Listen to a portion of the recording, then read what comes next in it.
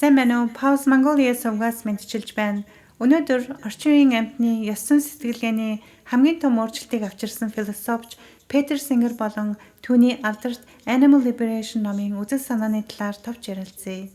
Петер Сингер бол Австралид төрсэн философч бөгөөд орчин үеийн хэрэглээний ёс зүйн салбарын хамгийн нөлөө бүхий сэтгэгчдийн нэг юм.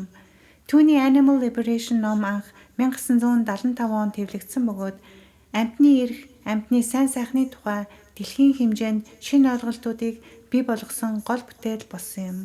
Энэ номын хамгийн чухал санаа бол ёс зүйн хувьд хамгийн чухал зүйл бол зовлон багасгах гэж хэлдэг. Петер Сингерийн хэлснээр ёс зүйн асуулт нь тэд ярьж чаддгүй, тэд ухаантай юу гэж асуусан асуулт биш юм. Харин хамгийн чухал асуулт бол тэд зовж чаддгүй гэж асуусан байдаг. Хэрэв нэг амьтан өвдөлт, айдас, зовлон мэдэрч чаддаг бол тэр амьтны зовлон үл тоомсорлох ёс зүйн үндэслэл байхгүй гэж үздэг. Петер Сингер энэ ялгуурлан гадуурхах хандлагыг спешизм буюу төрөл зүрлээр ялгуурлах гэж нэрлэсэн байдаг. Өөрөөр хэлбэл хүн учраас илүү чухал, амьтан учраас бага үнцэнтэй гэж үзэх нь ёс зүйн хувьд зөв биш гэж тэр үзэж байна.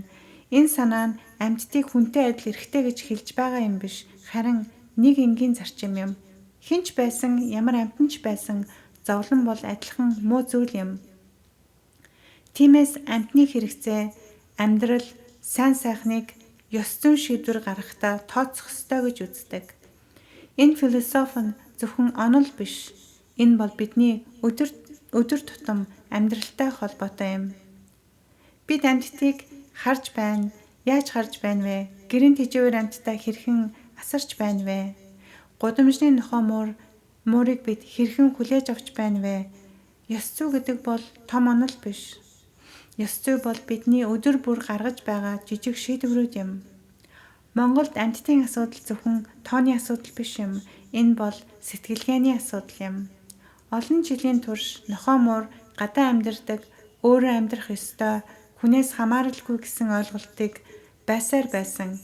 Гэвч бодит байдал дээр гэрийн тэжээвэр амьтад бол хүний оролцоотойгоор бий болсон амьтад. Бид тэднээс хамааралтай, тэд биднээс хамааралтай.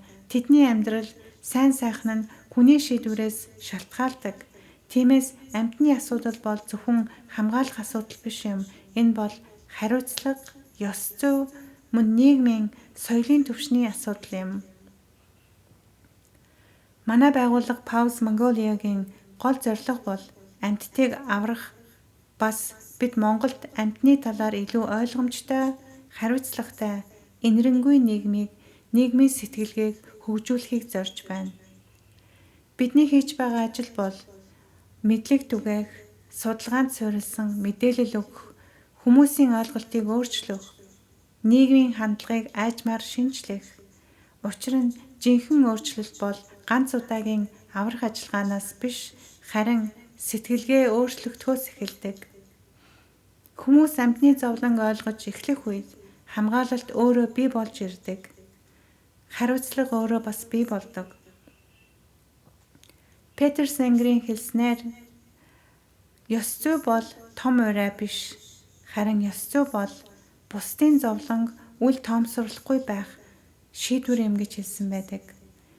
Энэ бусад гэдэгт зөвхөн хүмүүс биш, амьтад ч мөн адил багтана гэж хэлж байгаа үг. Хэрэв та Монголд амьтны талаар илүү хариуцлагатай, илүү инэрэнгүй нийгэм бий болгохыг хүсэж байвал энэ өөрчлөлтийн нэг хэсэг болж чадна.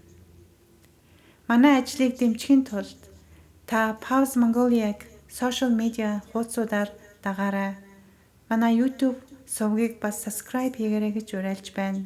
Энэхүү мэдээллийг бусдад хуваалцаарай. Найз нөхөд, гэр бүлийн гишүүдтэй бас хуваалцаарай. Жижиг үйлдэл бүр том өөрчлөлтийн эхлэл болдог. Бид хамтдаа амьтдыг ойлгодог, хүндэлдэг, ёс зүйтэй нийгмийг Монголд бий болгож чадна. Баярлалаа.